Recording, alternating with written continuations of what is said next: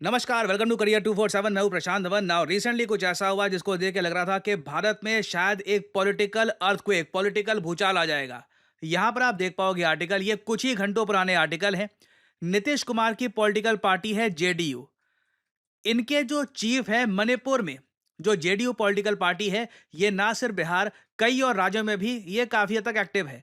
तो मणिपुर स्टेट में जो जेडीयू के चीफ थे, इन्होंने अचानक से शॉकिंग अनाउंसमेंट कर दी। इन्होंने ये कहा कि हम बीजेपी लेड गवर्नमेंट से सपोर्ट वापस ले रहे हैं।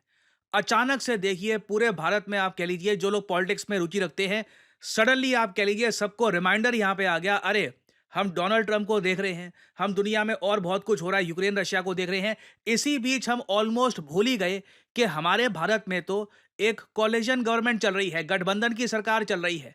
और अगर जेडीयू के चाहे एक पार्टी के चीफ ने भी ये कह दिया कि ये बीजेपी से सपोर्ट वापस लेंगे, तो क्या इसका मतलब ये है कि सेंटर में भी जेडीयू बीजेपी के बीच में कोई इशू सामने आ चुका है? नाउ थैंकफुली मुझको यहां पर यह बोलना पड़ेगा कि पॉलिटिकल संकट जो है ये जल्दी से रिजॉल्व हो गया, क्योंकि जेडीयू ने यह अनाउंस किया कि जो इनके मणिपुर पार्टी चीफ हैं, इन्होंने अपने आप ही, मतलब ये ऑनेस्टली, ये पूरा जो केस है, दिस इज वेरी वियर्ड। मैंने बहुत कम देखा ऐसा होते हुए कि एक पार्टी का स्टेट हेड ये पार्टी के हेड से बिना पूछे एक बहुत बड़ी पॉलिटिकल पार्टी से सपोर्ट वापस खींच ले। खैर, जेडीयू ने यह कहा कि हमारा जो मणिपुर यूनिट है, वहां पर जो हमारे चीफ है, उन्होंने हाई कमांड से पूछे बिना ही बीजेपी से सपोर्ट वापस ले लिया था। जेडीयू की ये ऐसी पोजीशन है नहीं। जेडीयू अभी भी एनडीए के साथ है और बीजेपी के साथ सेंटर में भी सरकार बनाकर बैठेगी। नाउ ये टॉपिक थोड़ा सा और सरल भाषा में मैं आपको समझाता हूं। आप इससे जान पाओगे कि जेडीयू किस तरीके से मणिपुर, बिहार और केंद्र सरकार में भी बीजेपी के साथ मिलकर एक सरकार चला रही है। नाउ ये आपके सामने मैं दिखा रहा हूं लोकसभा का पार्टी स्ट्रक्चर। भारत में लोकसभा आपको पता होगा, वहां पे मेजॉरिटी मार्क कितना है? 272। जिस गुट के पास 272 का नंबर आ गया, वो सरकार बना सकता है। नाउ एनडीए की अगर हम बात करें, नेशनल डेमोक्रेटिक अलायंस, यहां पर बीजेपी आपको मिलेगी, टीडीपी है और जेडीयू भी आपको मिलेगी। ये आप कह सकते हैं तीन मेन सबसे बड़ी पॉलिटिकल पार्टीज हैं एनडीए की। और एनडीए के पास टोटल सीट्स आज के समय हैं 293। नाउ 293 में देखिए जेडीयू का कंट्रीब्यूशन है 12 का। हालांकि मुझको ये ऐड करना पड़ेगा, अगर आप कल को इमेजिन करें, हाइपोथेटिकली स्पीकिंग, जेडीयू कल को क्या देती है, मान लो कि जी हम केंद्र में भी एनडीए से जो समर्थन है वापस ले रहे हैं, उस केस में भी जो नंबर है 293 का, ये गिरकर 272 से नीचे नहीं गिरेगा, ये 281 के आसपास रहेगा। तो ऐसा नहीं है कि जेडीयू के सपोर्ट पुल करने से सरकार गिर जाएगी, मगर आप कह लीजिए कोलिजन और कमजोर हो जाता है, क्योंकि उसके बाद फिर सारी नजर जाएगी टीडीपी पर कि क्या टीडीपी नाराज तो नहीं हो गई। अगर कल को ये भी हो जाती है नाराज, फिर देखिए संकट आ सकता है इंडिया में। ऑब्वियसली फिर से इलेक्शन हो या फिर कुछ और पॉलिटिकल क्राइसिस, ये सब खड़ा हो सकता है। नाउ ये तो हमने बात कर ली है सेंटर की। फिर अगर हम बात करें बिहार स्टेट की, क्योंकि जेडीयू पॉलिटिकल पार्टी का जो मेन बेस है, ये आपको बिहार में मिलेगा।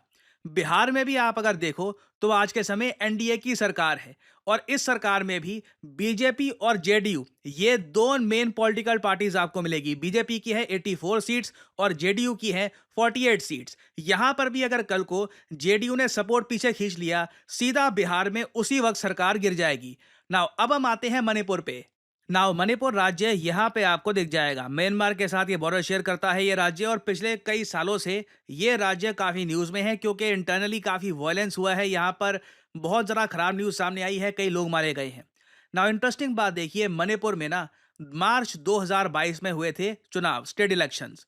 इन चुनावों में बीजेपी को काफी इजीली मेजोरिटी मिल गई थी और उस वक्त जेडीयू की 6 सीट्स आई थी। इधर आप देख पाओगे जेडीयू की आपको दिख जाएंगी 6 सीट्स। ना उसके बाद क्या हुआ इलेक्शन के बाद, कि जेडीयू के जो 6 यहाँ पे एमएलए थे, 6 में से 5 ये बीजेपी की साइड चले गए और सिर्फ एक एमएलए बच गया जेडीयू का। नाउ अब रिसेंटली क्या हुआ कि जो वो एक एमएलए बचा वाला जेडीयू का, वो बाय डिफॉल्ट जेडीयू का चीफ था इन मणिपुर।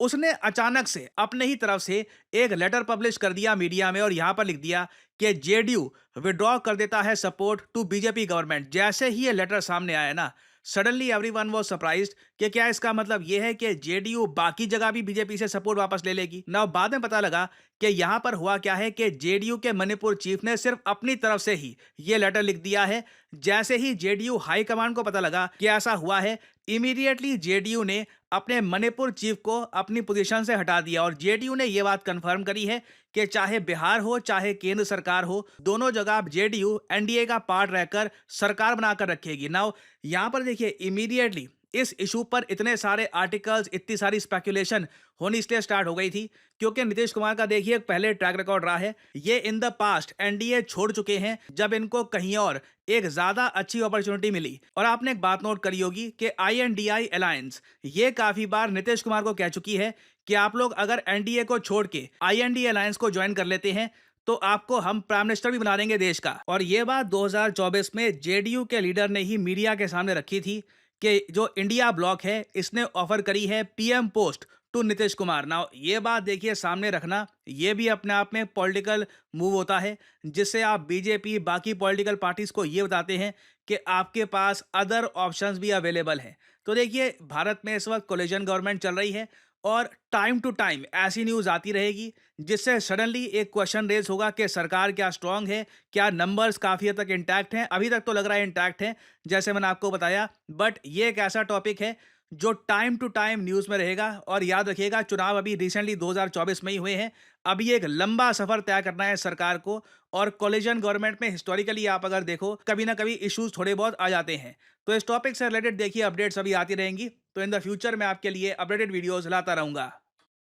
और फाइनली यहाँ पे आप लोगों से मैं एक क्वेश्चन पूछूंगा। क्वेश्चन यहाँ पर यह है कि वो कौन सा देश है जिसने रिसेंटली दुनिया की सबसे लंबी एक्सप्रेसवे टनल कंस्ट्रक्ट कर ली है। रिसेंटली ये टॉपिक काफी न्यूज में था। एक ह्यूमंगस एक्सप्रेसवे टनल है, बताइए किस कंट्री ने इसको कंप्लीट कर लिया है। ये है यहाँ पे आपकी options, Japan, south Korea, India या फिर चाइना। कमेंट सेक्शन में करिए उत्तर। जो लोग देंगे सही आंसर उनकी कमेंट को मैं दे दूंगा हार्ट, ताकि बाकी लोग समझ पाएं कि सही उत्तर क्या है। और आप लोग अगर करियर 247 की वेबसाइट पर जाते हैं तो यहाँ पे देखिए आपके पास ये भी ऑप्शन है कि आप ऑनलाइन रूट से एक यूजीसी अप्रूव्ड यूनिवर्सिटी से डिग्री कर पाएं। आपको सिंपली वेबसाइट पे जाकर यहाँ पे ऑनलाइन डिग्री पे करना है क्लिक, और इधर आप देख पाओगे बहुत सारी ऑप्शंस आपके सामने खुल जाएगी। MBA, MCom, MCA, BBA, BA, BCA, ये सारी डिग्रीज आप कर सकते हैं यूजीसी एफिलेटेड यूनिवर्सिटीज के जरिए। ये ऑप्शंस आपके सामने खुली है। आप अगर चाहते हैं कि हमारे जो एडवाइज़र हैं आपको कॉल करें, बात करें आप उनसे, तो आप यहाँ पे अपना नेम, ईमेल, फ़ोन नंबर ये डाल सकते हैं and career 247 will get in touch with you. और इसी नोट के साथ ये है वीडियो का अंत। Thank you for listening and I always say may the gods watch over you.